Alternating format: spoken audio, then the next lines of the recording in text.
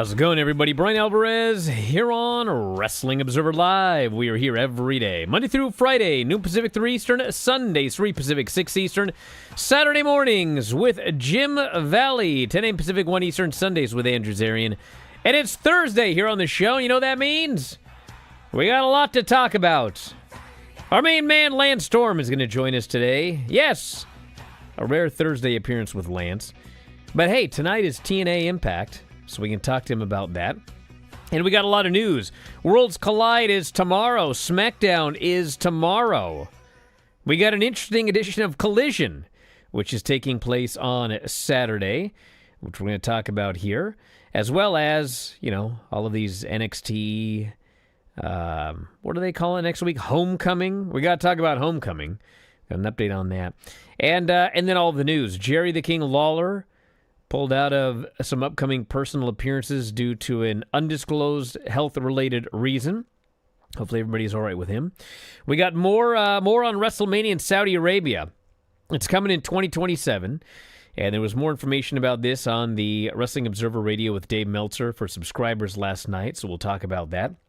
Plus the WWE schedule for the end of the year. NXT numbers. The show did fine. Again. So whatever's going on with television hasn't really been affecting NXT.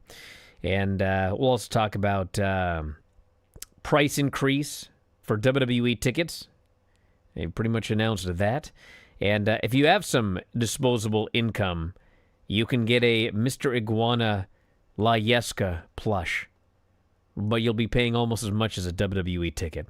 So all of that, plus the Dynamite Report as we do every Wednesday. We'll talk about everything that happened on that show and plenty more. If you want to text us, 425-780-7566. That is 425-780-7566. F4WOnline@gmail.com. F4W Online, Threads, Instagram, and Cameo. At Bryan Alvarez, X and Blue Sky. Back in a moment with more Observer Live.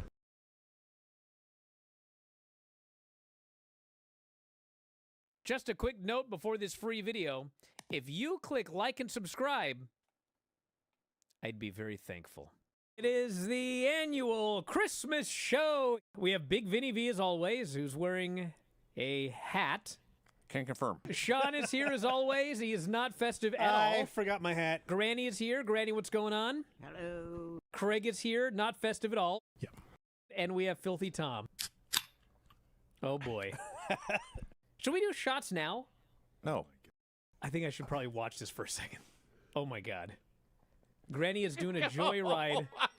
I thought they were going to be here. A box of tissues. Clearly that was for Vinny. Scotty's. How dare you? Yeah! Who is this? My guest? Hey, Brian, how you doing? John in Memphis is on the air, and he is hammered. I'm a cool guy, right? I'm invited to the barbecue. God damn it! Merry Christmas! I got sober up for this call. Yes. That's a girl. Oh, is this Harley Cameron? I love you. No, I even put I on the love you. American accent. It is? Everyone shut up. Hold on. You are the most talented performer in the entire business. Yes, man. What are you doing in pro wrestling? First of all, you've been far too generous and kind, and I appreciate you. I don't think I've ever seen Vinny that happy before. Bro. Ladies and Yeah, I'm gentlemen, going to prison. welcome to the show today here with Filthy Tom Waller and the Goon Squad. Tom, what are you doing? I gotta pee. Well, go pee then. Don't do it on air. Hola, Way to go. Hola? ¿cómo estás? Is this the Beast Mortos? Yes! That could not go any better. The Beast Mortos is here on the air. Beast, how you doing? He sounds very agitated, Vinny. I'm starting to get the feeling this is not a live call with the Beast Mortos. The Beast is short-circuited. No! Yes! That's the moon! ¿Cómo estás? What is happening? Hello, Brian. Is this Don Callis?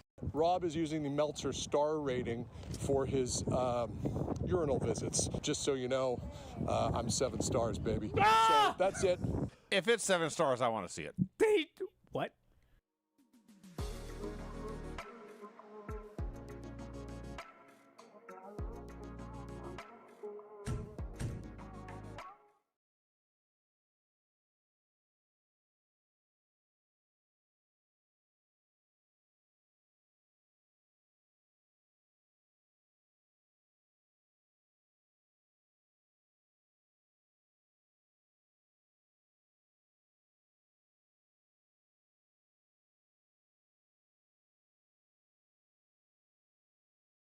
Back in the show, Bryan Alvarez here, Wrestling Observer Live. Lance Storm is joining us here today. And many people have noted it's 9/11. And WWE just announced WrestleMania in Saudi Arabia. So impeccable timing on the part of WWE. Or on the part of Saudi Arabia. And yes, I actually can hear your dog snoring. Sorry to interrupt. Golly. Is he all right? He's fine. Jiminy Christmas. So anyway, yeah, WrestleMania is going to Saudi Arabia, and this will be 2027. And we talked about this on Observer Radio last night. I was told that, obviously, and they ain't going there just for WrestleMania. They're going to get the whole weekend. So it'll be a SmackDown, a 2-night WrestleMania, and a Monday Raw, and Hall of Fame as well, I would assume. Yeah, I mean all that kind of stuff. But I mean the big events are those 4, and based on what they get for your regular Saudi Arabia show, which is $50 to $60 million, this weekend will be worth well in excess of $100 million. They are going to make a lot of money. And according to Dave, they're already talking about all of these matches they want to do. And essentially, they're going with the idea that they can do anything they want. If anybody is willing to come out of retirement to do a match, whether that's The Rock, Stone Cold, The Undertaker, Shawn Michaels, I don't know if Triple H can physically wrestle, but, I mean, anybody. They're going to be putting it together for the craziest WrestleMania of all time. And apparently, WWE wanted to do 2028, but the original Saudi state was formed in, I guess it was 18, 19, 20. It's 300 years ago in 2027. So the 300th anniversary will be 2027, and that's why they wanted that date. It is amazing. It is absolutely amazing when you think about it. Is the 300th anniversary of the original Saudi state, and they want to celebrate it with WrestleMania. And meanwhile, we've got the 1776 anniversary coming up next year. And I think it's 250 years or whatever.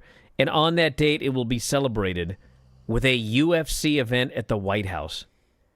What world am I living in? Like, all of these gigantic anniversaries, and everyone's first thought is, we must do something involving combat sports, professional. It's crazy. It's crazy. But anyway, that's it. Can you put the mic down by the dog?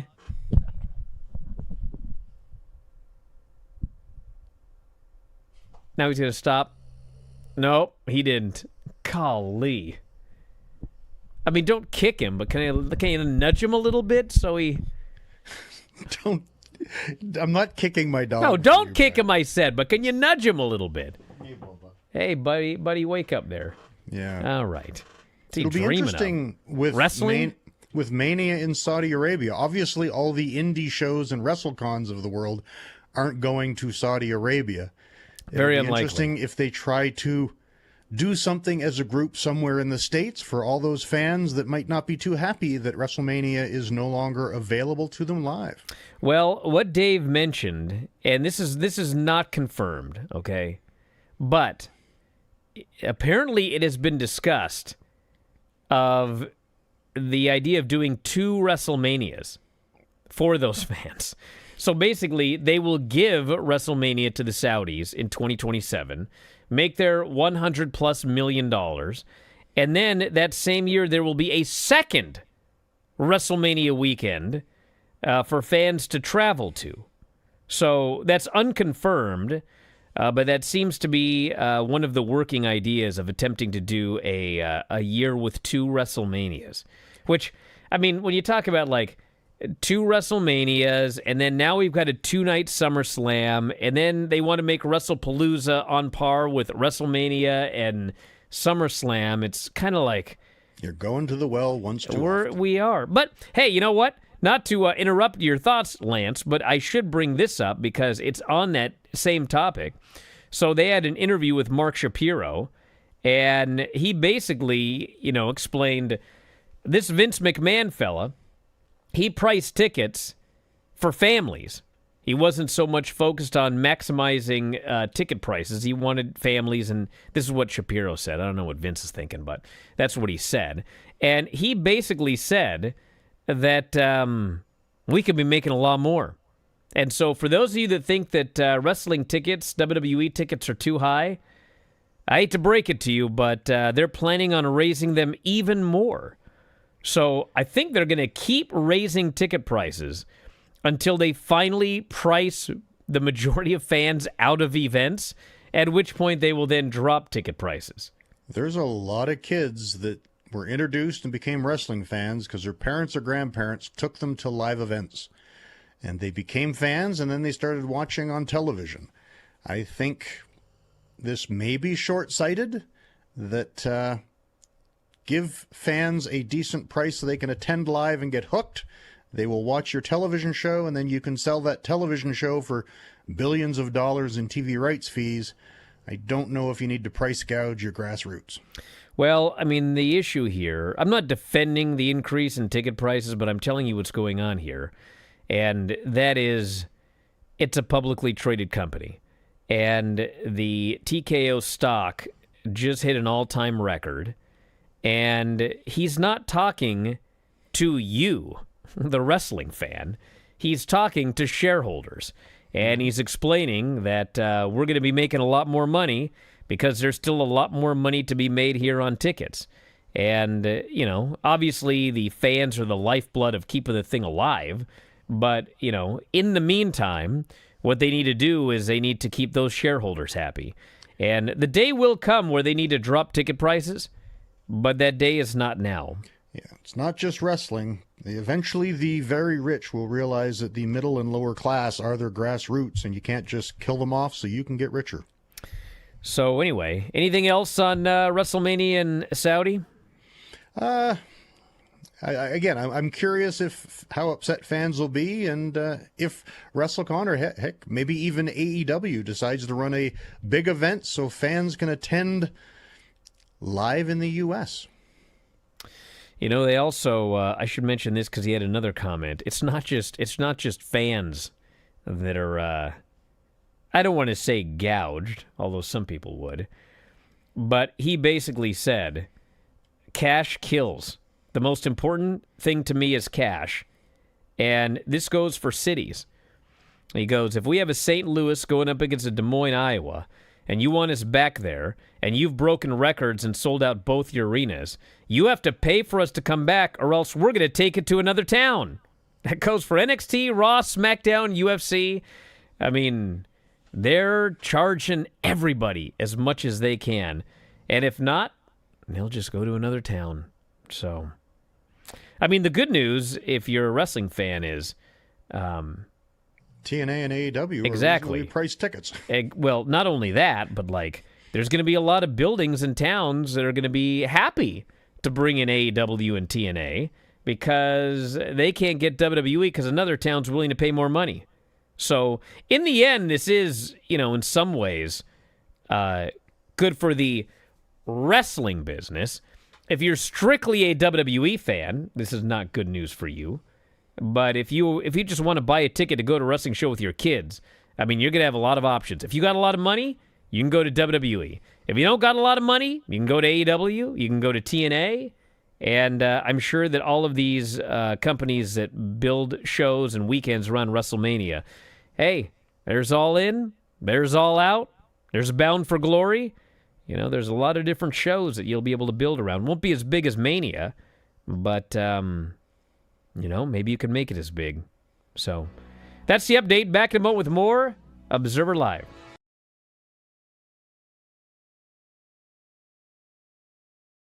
Just a quick note before this free video. If you click like and subscribe, I'd be very thankful. We all went to the AEW Wrestle Dream pay-per-view in the Tacoma Dome.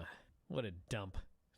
They've remodeled in the last 5 years. I don't want to watch a show in the Tacoma Dome. I'm over that part of my life. So this is all about I you, want okay. It is all about me. It's my show. Yep. Sick of these crappy dumps. Rico. Yes. Rico Constantino. Mm-hmm. When Rico Constantino showed up on the screen, I almost fainted.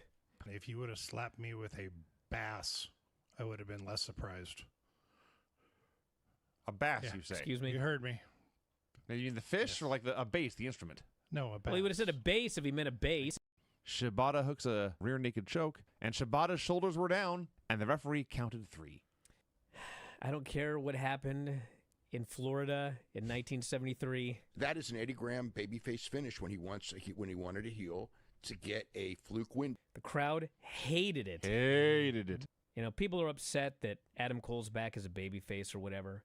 Why? But, dude, he's been gone for a year. So they obviously want to do Adam Cole and MJF. MJF is a heel. Mhm. So obviously Adam Cole is coming back as a babyface. Yes. Will Ospreay, Takeshita, and Ricochet. My rating for this match was 1 zillion stars. I believe this may be my new favorite 3-way ever. John Moxley versus Bryan Danielson. You have to Not a say it in fun such a match. sad way. Yes! It was sad. It was a sad match. Mm-hmm. That's it, before we even get to the post-match. The whole thing, start to finish, was sad. It was meant to bum you, the fans, out. It worked. It worked. It elicited emotions, which is what art is supposed to do. It was very much like The Undertaker and Shawn Michaels when Undertaker retired him, and like that's exactly what happened, is everyone just slowly stood up and quietly, sadly walked out of the building that night. There was one gentleman that was walking by us, and he was dripping in Bryan Danielson's merchandise. Hmm. And he was wailing, and he cried, forget my language, I can't believe they punked out my favorite wrestler like a bitch. And he was so Wow. upset. And we go into that press conference. All I got to say about Don Callis is, man, I can't help but notice he's got a big mouth when he's got Takeshita right next to him, doesn't he? Mm-hmm. That was a scintillating question. And I think maybe after that, we're finally, the Bryan and Vinny show might actually just be the Bryan show. That was producer Rob level stuff right there. Need to work on your game a little bit. Okay. Next. Rob's so excited and happy now. He texted me today. So it looks like I'm feuding with Don Callis. Ha ha. That's what he texted me. That's not the way I took it at all. I looked at his wiener, and now he's mad at me. Duh.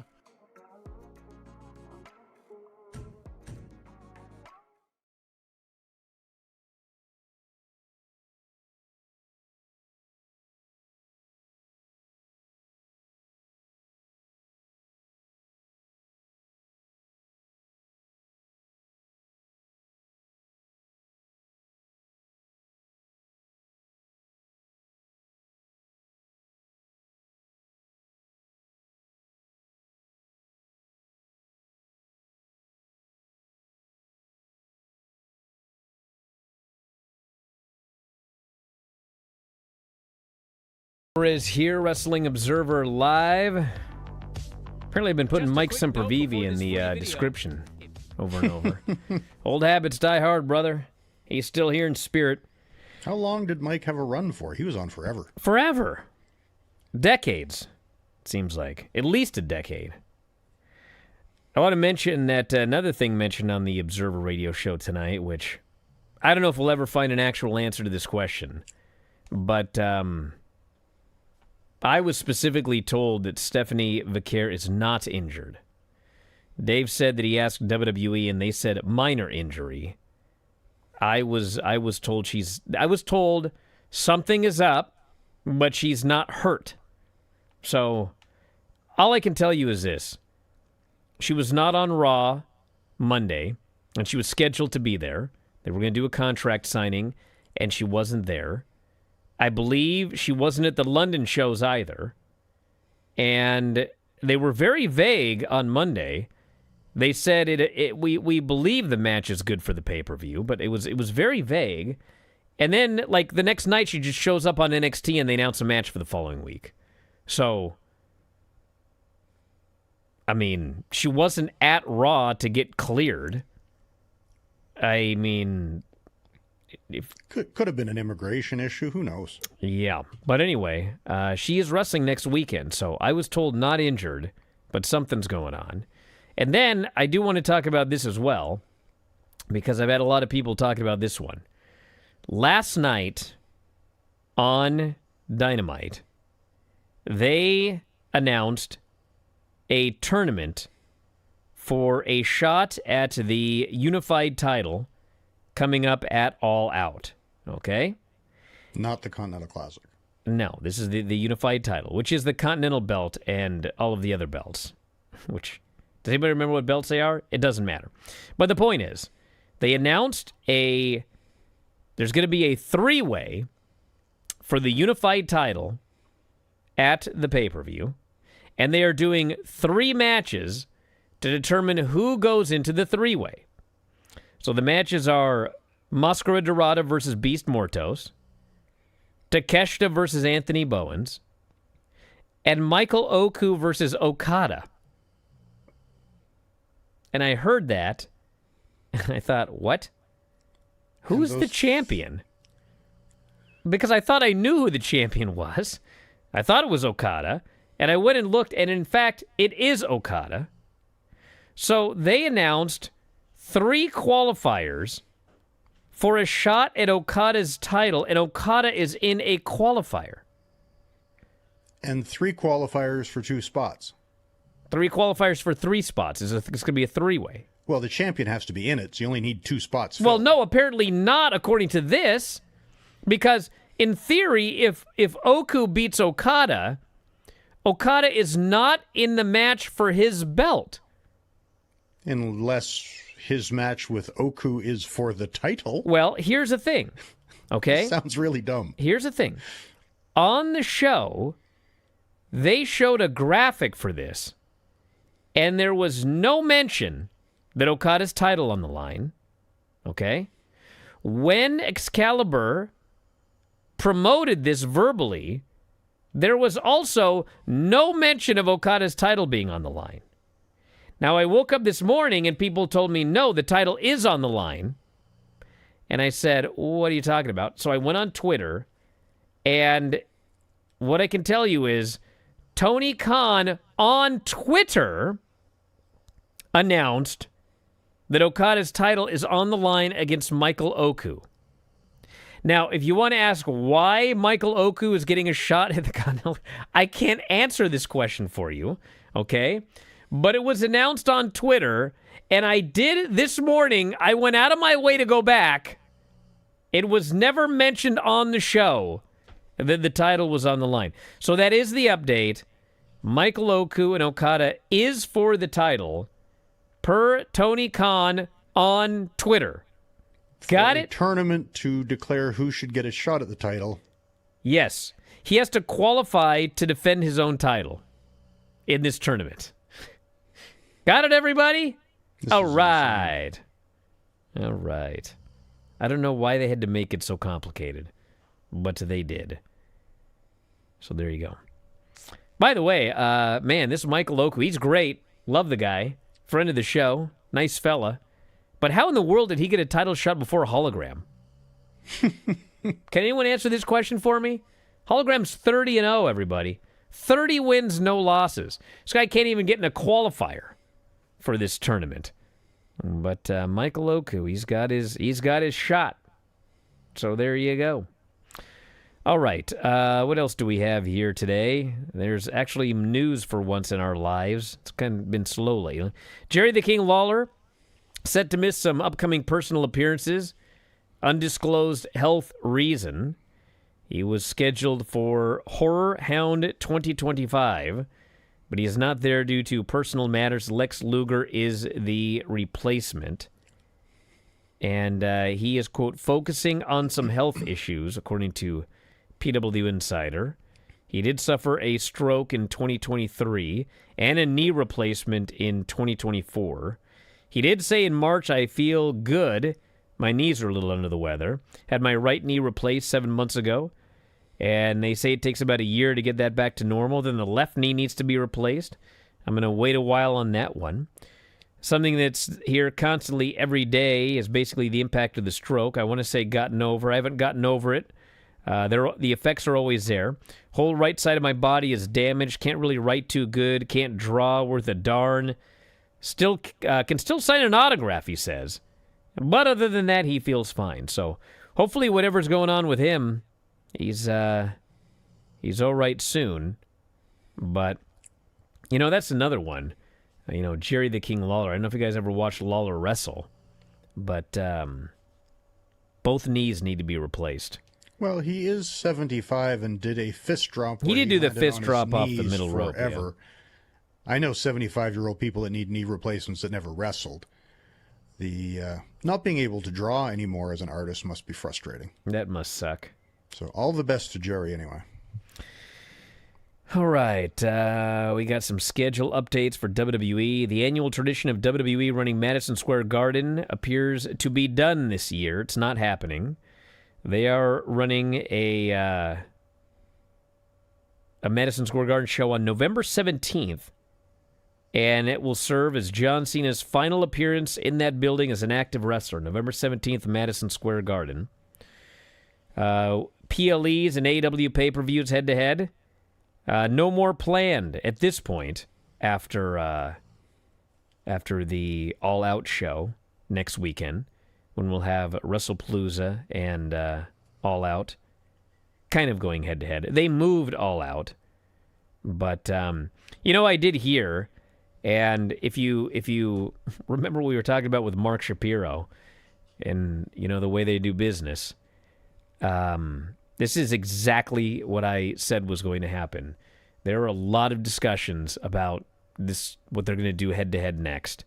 And I knew when he moved that show, I knew when he blinked, it was going to be trouble. And be ready for that in 2026. Because, it's too late to move this show. I actually thought there was a chance that once Tony moved it earlier, WWE was going to move it earlier as well. Apparently, they decided it's too late to do that. But they're going to be moving shows. They're going to be doing extra shows to make sure he can't move it to an unopposed time. Yeah, go to head-to-head with the WWE show, and if they bump it earlier, have a NXT show in your back pocket for the afternoon. Yep.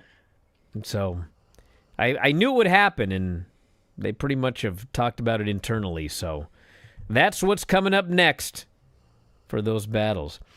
We got NXT, 654,000 viewers and a .14. So basically the same as last week, which is, .14 is not great, but if you look at the rest of the TV, not bad. So .14. .14 there. .14. And yes, if you want a Mr. Iguana La Yesca plush puppet, $60 for this puppet. $60. Which I guess if you compare it to what were they selling? They were selling something else. I know Alexa's doll is super expensive. Oh, Finn Balor's doll was $100 for that doll. So there you go. All right. What's on Impact tonight? Is the big Moose AJ Francis match, which we talked about on Tuesday. The main event is the System versus the Nemeths. Joe Hendry will be in action, and we will hear from, I believe, Mike Santana. There you go. So Mike Santana and Trick, is that taking place at Bound for Glory? That is the plan. His 50 days before he has to defend a title will fall by then, and he is booked to defend the title at BFG. I don't know what's going to happen because you don't tell either, me but nothing. But I know what I want to happen. You did. Hey, listen, when Mike Santana lost that multi-person match and everybody was up in arms, I wasn't a fan of the way they did the finish, But I said this is exactly what they did with Joe Hendry. He had that one match, which was a multi-person, and everybody thought he was going to win the title, and he didn't, and they were up in arms. And I said he's going to win it in a singles match. And now we've got Trick and Santana at the biggest show of the year. And I think he's winning that title. I could look like a fool, but we shall see. Back in a moment. Observer Live.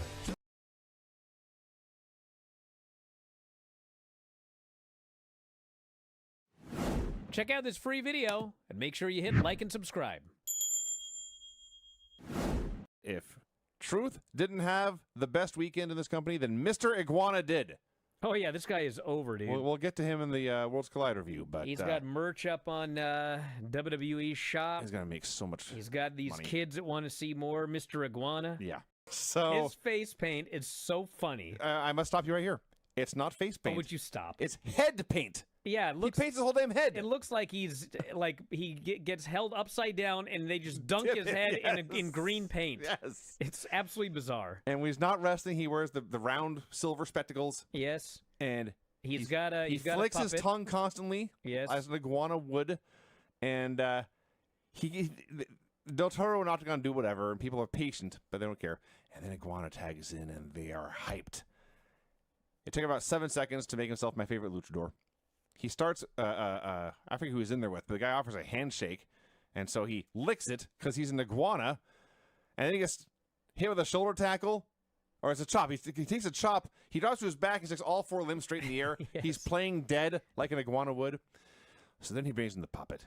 I didn't get the puppet's name. I should have used it 50 times. But it's an iguana puppet that he thinks is real. Well, sometimes. Already up on WWE shop. Excellent. Yeah. Excellent.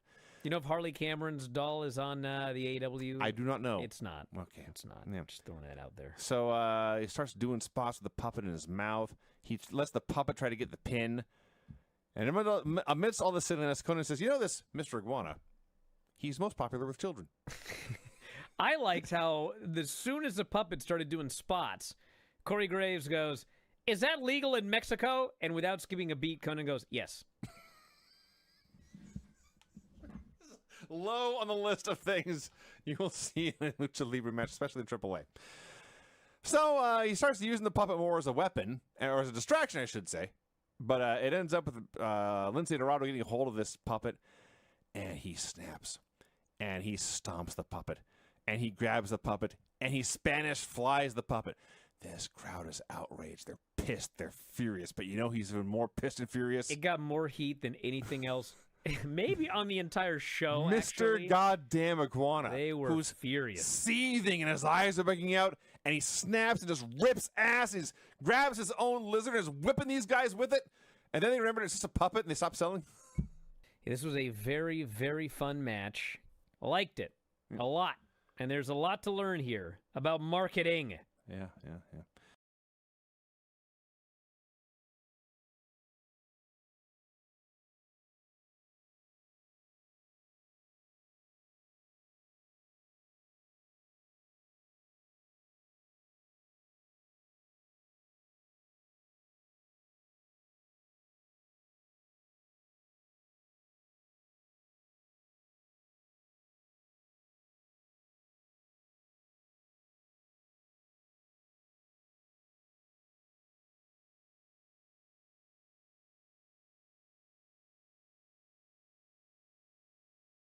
Back on the show, Bryan Alvarez here. Wrestling Observer Live. Lance is joining us. Where is this? Lance hasn't seen the Lola Vice video. It's right before the main event. Okay. It's right before Fatal Influence, Soul, and Tizzy in that elimination match. I will check it out as soon as we're wrapped up here. All right. This guy, this Lola Vice's dad is, I say with all due respect, the biggest gimmick I've ever seen. I mean, I don't think Billy Graham, superstar Billy Graham, I'm trying to think of anyone in wrestling who was more outrageous than this guy. I can't think of anybody. Anybody? Well, I'm looking forward to it. I'll check it out. All right. Worlds Collide is tomorrow. Vikingo versus Dominic for the Mega title. Psycho Clown and Pagano versus the New Day. Natty and Fabi Apache for the Reina de Reinas #1 contendership. Finn Balor and Roxanne versus Mr. Iguana and Lola Vice. Iho de Dr. Wagner Jr., who may be getting a name change here, versus Dragon Lee, JD, and Ethan Page. And La Parca, Masquerita Sagrada, Octagon Jr., Nino Hamburguesa, Cruz del Toro, Joaquin Wilde, Lince Dorado, and Mini Abismo Negro is scheduled for the Lucha Showcase. Couple of notes. Number one, I actually was this close.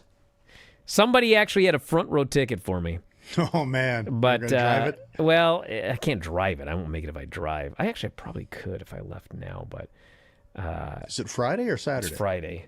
And then, like, the ticket prices for the airfare, $600-something. I was like, I don't know, man. Plus, I have heard there's at least one person on this show that they ain't going to be on the show. It's not due to injury, but I don't think they can get into the country. So, anyway, it's not like I would go just for that person, but Bothell to Vegas can't be more than 18 hours in a car? Let's find out. How would I do this? Google Maps? It's a long round trip, though, brother. Well, yeah, I've done it before. Let's see. Las Vegas. So the show's going head-to-head with SmackDown? No, it's earlier. Actually, I don't know. I thought it was moved earlier in the day, but the ticket I saw said the evening, so I'm not entirely sure. All right, directions. From my house, obviously. Yes, driving. How come this isn't telling me what I'm doing here? Why is this taking so long? What's wrong with my phone? Can Bryan make it to Vegas? Home to Las Vegas. It won't even come up here. Should I choose walking? Okay, come on. All right, there we go. Yeah, 17 hours. 1,100 miles. That's a long trip. It looks like there's a lot of... if I go that way, there's a lot of construction. I could do the 18-hour route. Still construction. I would have to go the 19-hour, 50-minute route to avoid construction. You better get on the road, brother. I could probably do it, but... You should fly to Los Angeles, Bryan. Fly to L.A. and... You going to drive with me? You want to go? I'll meet you there? No, you drive me there. You said fly to L.A. I don't live in L.A. Well, I know. Well, that's right. You want to fly from... you want to fly if I get to the Bay Area? Not what I meant. I said you fly to Los Angeles, and then it's a 4-hour drive to Vegas. Well, yeah, but then I got to pay for that. Let's see what the flight is from Seattle. Then you got to get a rental car. Does anyone care about this? Probably not. Okay. I'm doing it anyway. All right, if I leave on the 11th and I come back on the 13th, let's see what they charge me. Man, 367. That's not bad, actually. That's better than going to Vegas, but it does say prices are high. I could do a 367 round trip to L.A. And rent a car and drive to Vegas? Oh, that's to San Francisco. Sorry. You'd have to drive me, Dom. Out of the question? Let's just do Fun Friday. What if I can get you in? He's ignoring me. That's a long drive, man. That's 6 hours to just L.A. That's easy! All right, let's see. Seattle to L.A. Actually, that's not... Oh, that's October. Let's try this one more time. 11th through the 13th. No, 11th. Oh, you stupid thing. God, why is this so hard? 11th through the 13th. All right. That would cost me $332, but then I have to rent a car. That's not going to work. I'll regret this someday, but what can you do? All right. You guys, so we'll be here for Fun Friday tomorrow. It does look like we'll be here for Fun Friday. If I'm not here, you'll know why. Let's put it that way. Okay? That means I jumped in the car and just started flying. All right, what are we doing? Dynamite? Probably. It's a good show, but weird. Kind of seems to happen a lot with all these shows, actually. So it opened up with Bryan Danielson announces the new commentator. So that was good. He did a good job on the show.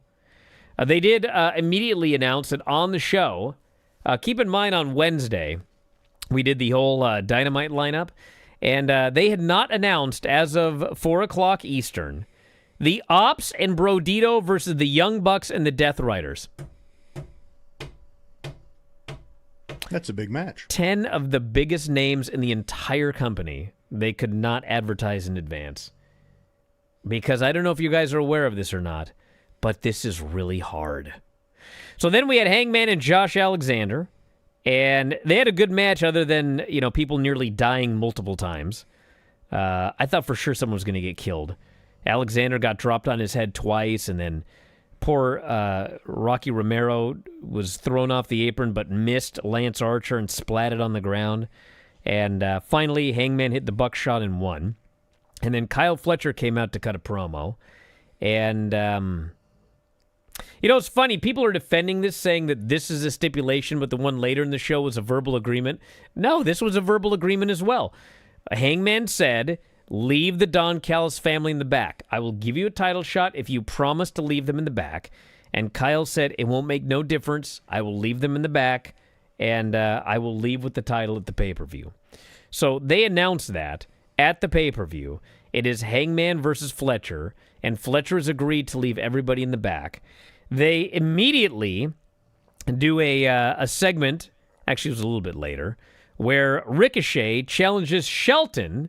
Let's leave everybody in the back. It'll just be you and me with nobody here. And literally, Ricochet's crew just came out and led directly to the finish. And then after doing that, they go immediately to an interview where Don Callis and Kyle Fletcher reiterate, we'll leave everybody in the back. I was like, how do you do this on the same show? How? I would hope they have time to actually do a contract signing where it is pointed out that this has been added as an official legal step. I hope so. MJF vowed whatever Briscoe came up with, he would accept it. That's going to be announced on Saturday. We had clips of the Young Bucks heading into catering, and they're met by Moxley, who tells them, tonight, I need you guys to be the best tag team in the world. You're in the ECW arena. You guys need to do this. And so you know what? The 10-man tag is for $500,000. So every person will win $100,000. And Moxley says, you guys win $250 each. So he is giving away all of his money and the Death Riders' money if they can just win this match. Because his gimmick is he's a babyface motivator. But if they'd lost, he'd have killed him. We had Mercedes and Emi Sakura versus Riho and Alex Windsor. This match was all right, except for, of all people, Riho. She did not look good in this match. Very slow, very sloppy, and she's been I think she's had, this is the first match she's had in a year, so hopefully she can get some ring time in or something before the pay-per-view, because she didn't look good in this match. She ended up tapping out Emi Sakura, of course, and that was the finish. FTR and Stokely briefly did a promo, and then they just started yelling and screaming and challenging fans to jump the rail. And when nobody did, Dax bonked into a camera guy and then beat up security and a cameraman. So I don't know why they're begging for somebody to jump the rail, but I don't know if this is a good idea. Because it just takes one wacko to jump that rail. And this actually happened years ago in WCW. They did this deal where fans kept jumping the rail, and it was like work, it's like planted fans. But then, because these planted fans kept jumping the rail, shoot fans started jumping the rail. So, I don't recommend this, but we don't need to learn from the past. We had Ricochet and Shelton, which was a very good match, but as noted, out came the Gates of Agony, and Toa headbutted Shelton behind the referee's back. Ricochet rolled him up and pinned him, and then we had a big brawl. And for the record, Shelton did a job. MVP took a bump for Toa. Lashley did not sell one thing for Bishop Khan. Nothing for this guy. Are they at least baby faces now? I think they're baby faces. We had Tony Storm and Sky Blue in a hardcore match, which I actually thought was a really good match. The fans were going wild for it. You had the chairs, you had the staple gun, you had the mouse traps, you had the chairs, you had an electric fly swatter, which Taz goes, what is that gimmick? And they explain, well, it buzzes bugs. And he goes, we didn't have that in 1988, or 98. And then Sky ends up powerbombing her onto a trash can and went for the code blue. Tony avoided it, chair shot, hip attack, Storm Zero on a chair, got the pin. Real good match. Very good match. And then the heels hit the ring to attack Tony. Statlander came out to make the save. But then Tekla laid out Tony with the spear. It is not Tony versus Tekla at the pay-per-view. It's still that four-way. But she laid her out. They announced the all-out tournament for the unified title. And then we had the Young Bucks and the Death Riders against the Ops and Brodito with $500,000 on the line. And you'll be stunned to hear, very good match. And the story at the end is everyone hits their big move, and then the Bucks tried the TK driver on Bandito. He thwarted it. But then Nick swept his legs, put his feet on the ropes. Matt held the feet on the ropes. The Bucks are now $500,000 richer. So the storyline is, well, now we got money again. Of course, they lost their EVP job. And so earlier they'd interviewed him about, what are you going to do with the money? And Nick's all excited to go to the casino. So I'm hoping they do something where they lose the money in 2 weeks, doing something stupid, and then we're back to where we were. But right now they're all cocky. And then afterwards, the heels attack the baby faces. Darby comes out to make the save. But who should jump him? But Daniel Garcia. He's turned heel. Another guy in a hood. Another guy in a hood. And thank God, because it was time. We didn't need to drag this one out. And thankfully they did it. And so the heels beat down Darby. And then in his big heel turn, he's supposed to do this curb stomp to Darby's head onto a chair. He puts the chair down, and he lifts the guy up, and he puts his foot on the back of his head. And then for reasons I cannot explain, he just missed by a mile. He just kicked him off to the side. And Darby's looking one way, but then his head goes the other way, so I think he actually smashed his chin on the mat. And then he just lays there, and the crowd's like, what? And so Moxley ends up going up to the guy, and he's like, do it again. So he did it the right way the second time. So they got him in the end. Show was fine, but, it was weird in spots. We'll see how it goes leading it all out. Back in a moment, Observer Live.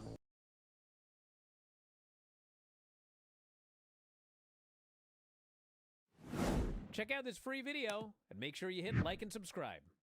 Hey, listen, we're going to start with the real main event of the weekend. We witnessed with our own eyes Minoru Suzuki versus Butterbean with Dan Severn as the special guest referee. The worst match in the history of professional wrestling. We all knew it was going to be a train wreck. Oh, yeah. I said, this is going to be a train wreck. I want to see this train wreck. I must see this train wreck. I will give credit to Butterbean. Butterbean was very, very fat, and I don't think that he could walk. And he spent a lot of time with DDP. Yes. Did a lot of DDP yoga. Yes. And DDP literally got him back on his feet. Yeah. The entire first round is just standing there. And the brawling's kind of and Suzuki throws, he finally gives him a good one. How'd you like that one? So Butterbean falls to the ground by holding onto the top rope, squatting down a little, grabbing the middle rope, squatting down a little further, and then he lays on the ground. The crowd's chanting "Fight Forever," which sounds like a horrible idea. Yes. So the ring announcer says, ladies and gentlemen, we have just heard from the special enforcer, Dan the Beast Severn. He has ruled that the match is a double countout. And the fans are like, what? Boo! And they're all angry. And I'm like, this is the most ballsy match I've ever seen. I heard a rumor that Suzuki was talking to someone before the show about this match. And he was like, this match, very bad. And the person was like, Minoru, dude, it's going to be fine. You can do this. You're great. This match is going to end up fine. And Suzuki said, no. That was it. Okay. And I got in just in time to see Minoru Suzuki versus the Sex Doll. And people were very upset that I did not refer to the sex doll by her name. Yoshihiko. I have great respect for the sex doll as a non-person because the sex doll is not a person. But there's a reason. It's a doll. There's a reason. For sex. Is he going to wrestle a sex doll and have a better match with a doll than he had with Butterbean? And the answer is yes. Emphatically. The Butterbean match exposed the business much more than this match. Yes, in against the fact, sex doll. it did. The match with the sex doll was far more realistic. It was far more believable. It was far more credible. I swear to God, I'm not exaggerating or making this up.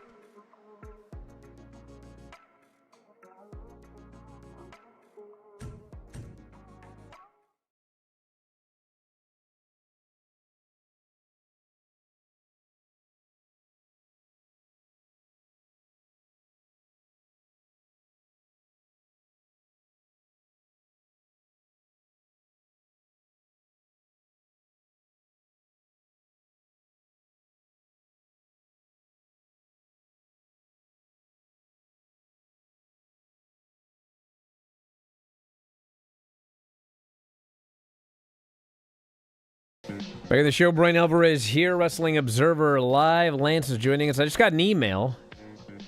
WWE and Fandango, not the wrestler, the nation's leading online movie ticketer, turning up the heat on the big screen. WrestlePalooza is coming to theaters. It'll be live in select theaters across the U.S. You can find a theater to experience the action live at 4 Pacific. I wonder if they have it around here. I don't think I'd go, but theaters near you. Regal Everett Stadium 16, Galaxy Monroe, and Regal Auburn. Not sure I'd go to any of those places. Although, hey, if you go to Everett or Auburn, you can watch the pre-show on the theater as well. So, what do you think about that? All standard definition. Who wants to watch that? All right, anything else going on, Lance? No, Impact Wrestling tonight, TNA, Access TV, TNA Plus, and Sportsnet 360 in Canada. How about that? Looks like Everett's got 3 tickets sold so far. Wonder if WrestleTix is going to cover this one. And Monroe, Galaxy Monroe. Am I going to be talking about wanting to go to the movie theater like I'm talking about wanting to go to Vegas? Probably not. Monroe's got 0 tickets sold. So good seats still available. Good seats still available. And then who goes to Monroe? And then Auburn. Auburn's a little closer to Seattle. Oh, they've got a fair amount. They got 3 people that got the very first row of seats in front of the screen. So they have to look like this the whole time. Can you imagine? All right. We're out of here, everybody. Fun Friday tomorrow. You along for the ride, Lance? I will be here as long as you don't drive to Vegas. As long as I'm not along for the ride. That's right. All right, we're going to wrap it up. Bryan Vinny Show tonight, AEW, NXT, only for subscribers, WrestlingObserver.com, Apple Podcasts, Spotify, YouTube. Sign up today, everybody. It's a lot of fun. We'll talk to you next time, Wrestling Observer Live.